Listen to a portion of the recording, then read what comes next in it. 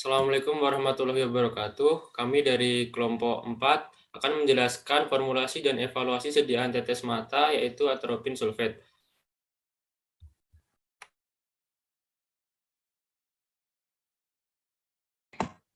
Yang pertama ada formulasi, bahan yang digunakan diantaranya ada atropin sulfat sebanyak 0,2%, lalu ada dinatrium edetat sebanyak 0,02%, natrium klorida, kuantum statis, lalu benzalkonium klorida 0,01%, sodium fosfat monobasik pH 7 0,011%, lalu aquades sampai 100%.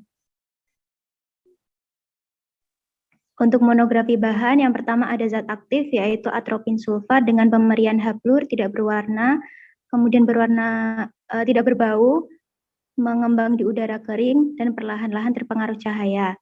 Untuk larutannya sangat mudah larut dalam air, etanol, terlebih dalam etanol mendidih. Untuk stabilitasnya melebur pada suhu 190 derajat Celcius. Untuk biasanya digunakan pH pada sediaan optalmik yaitu sekitar 3,5 sampai 6,0. Untuk penyimpanannya dalam wadah tertutup rapat. Untuk yang kedua yaitu dinatrium edetat. Pemberiannya yaitu serbuk hablur putih. Kelarutannya yaitu larut dalam air, tidak larut dalam kloroform dan eter, agak larut dalam etanol 95%. Untuk stabilitasnya yaitu pH 4,3 sampai 4,7 dengan 1% larutan karbon dioksida air. Untuk titik leburnya yaitu 252 derajat Celcius. Untuk penyimpanan disimpan dalam wadah bebas basah, tertutup rapat, dan di tempat yang kering. Untuk inkompatibilitasnya bereaksi dengan logam, inkompatibel dengan agen pengoksidasi, basa kuat, dan logam, dan untuk kegunaannya yaitu sebagai agen pengelat. Kemudian natrium klorida dengan pemberian yaitu hablur bentuk kubus, tidak berwarna atau serbuk, hablur putih, dan rasanya asin. Kemudian kelarutannya mudah larut dalam air, larut dalam gliserin, dan sukar larut dalam etanol. Untuk stabilitasnya, untuk pH 6,7 sampai 7,3 larutan berair jenuh. Untuk titik leburnya 804 derajat Celcius dan penyimpanannya bahan padat stabil dan harus disimpan dalam wadah tertutup baik di tempat yang sejuk dan kering.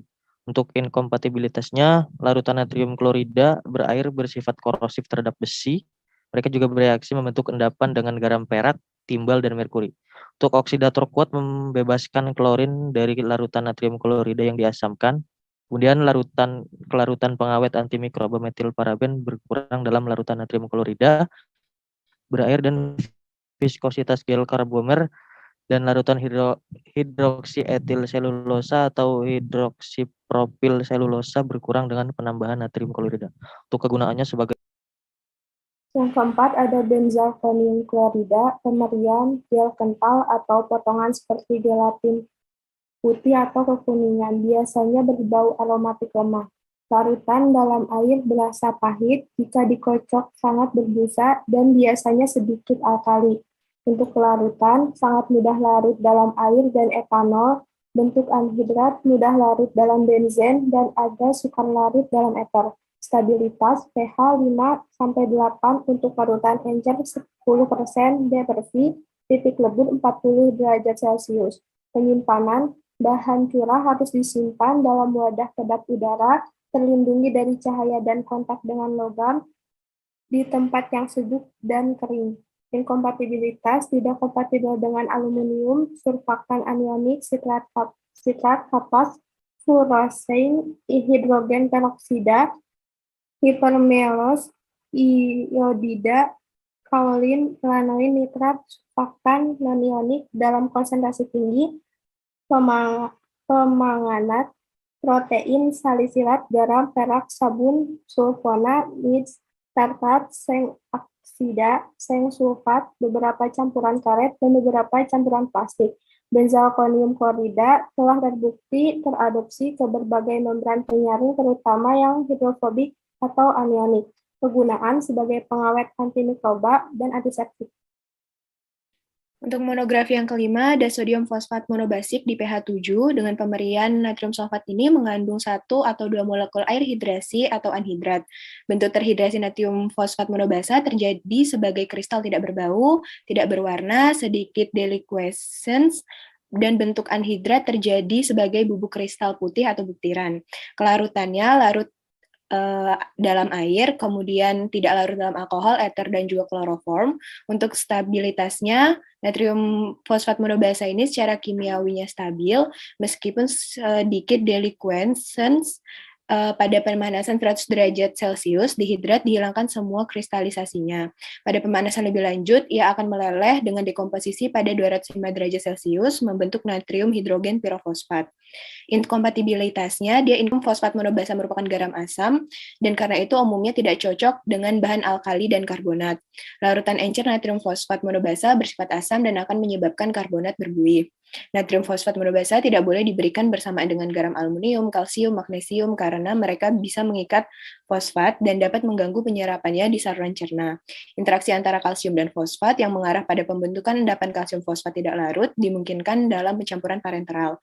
Untuk penyimpanan, natrium fosfat monobasa harus disimpan dalam wadah kedap udara di tempat yang sejuk dan kering, dan kegunaannya sebagai agen penyangga, agen pengemulsi.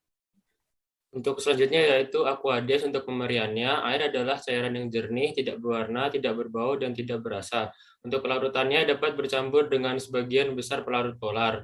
Untuk stabilitasnya, air secara kimiawi stabil dalam semua keadaan fisik, es, cair, dan uap. Dan inkompatibilitasnya itu air dapat bereaksi dengan obat-obatan dan eksipien lain yang rentan terhadap hidrolisis, yaitu penguraian dengan adanya air atau kelembaban pada suhu sekitar dan suhu tinggi. Air dapat bereaksi hebat dengan logam alkali dan secara cepat dengan logam alkali dan oksidanya, seperti kalsium oksida dan magnesium oksida.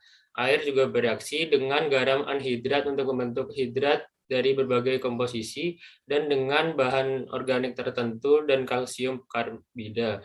Untuk penyimpanannya, simpan dalam wadah tertutup rapat. Secara khusus, sistem penyimpanan dan distribusi harus memastikan bahwa air terlindung dari kontaminasi ionik dan organik, yang masing-masing akan meningkatkan konduktivitas dan karbon organik total. Sistem juga harus melindungi dari masuknya partikel asing dan mikroorganisme secara fisik, sehingga pertumbuhan mikroba dapat dicegah atau diminimalkan untuk kegunaannya sebagai pelarut. Untuk cara pembuatan, sediain dibuat formula dengan konsentrasi atropin sulfat 0,2%. Yang pertama, air injeksi dipanaskan sampai mendidih selama 30 menit. Yang kedua, botol tetes mata 10 ml dikalibrasi. Yang ketiga, semua alat dan bahan yang digunakan disterilisasi. Yang keempat, timbang bahan-bahan yang digunakan. Yang kelima, dapur yang digunakan adalah dapur fosfat dengan pH 7. Kemudian setelah bahan baku ditimbang, campur dan larutkan dalam gelas piala 150 ml yang telah dikalibrasi. Yang ketujuh, air injeksi ditambah hingga tanda batas, lalu disaring menggunakan kertas saring. Yang kedelapan, ukur pH awal sediaan. Yang kesembilan, larutan diambil menggunakan stirring. Yang ke-10, masukkan ke dalam botol. Selanjutnya disterilisasi menggunakan metode autoclave pada suhu 120 sampai 121 derajat Celcius selama 15 menit. Yang selanjutnya, buat evaluasi sediaan tetes mata atropin sulfat. Yang pertama ada uji pH, yaitu sediaan tetes mata atropin sulfat dinyatakan stabil bila memiliki pH pada rentang stabilitas yaitu 8,0 sampai 9,53 dan tidak terdapat adanya perubahan pH yang signifikan. Kemudian uji kejernihan dilakukan dengan mengamati endapan atau kekeruhan pada sediaan tetes mata selama waktu penyimpanan yaitu 28 hari. Selanjutnya, uji penentuan kadar dilakukan dengan mengukur absorbansi pada spektrofotometer UV dengan metode standar adisi. Atropin sulfat dalam air akan memberikan serapan maksimum pada panjang gelombang yaitu 255 nanometer. Pemeriksaan dilakukan pada hari ke-1, 3, 7, 14, dan 28. Selanjutnya, uji sterilitas dilakukan dengan mengamati kekeruhan pada tabung berisi media yang telah diinkubasi pada suhu yang telah ditentukan dalam waktu tidak kurang dari 7 hari. Selanjutnya ada uji fertilitas yang dilakukan dengan penanaman bakteri ke dalam tabung reaksi yang berisi media, lalu diinkubasi pada suhu 30 hingga 35 derajat Celcius selama tidak kurang dari 7 hari. Lalu yang terakhir ada uji efektivitas dilakukan dengan cara menanam tabung reaksi berisi media. Kemudian ditambahkan sediaan uji, lalu diinkubasi pada suhu 30 hingga 35 derajat Celcius selama tidak kurang dari 7 hari. Sekian dari kelompok kami. Apabila ada kesalahan, kami mohon maaf. Wassalamualaikum warahmatullahi wabarakatuh.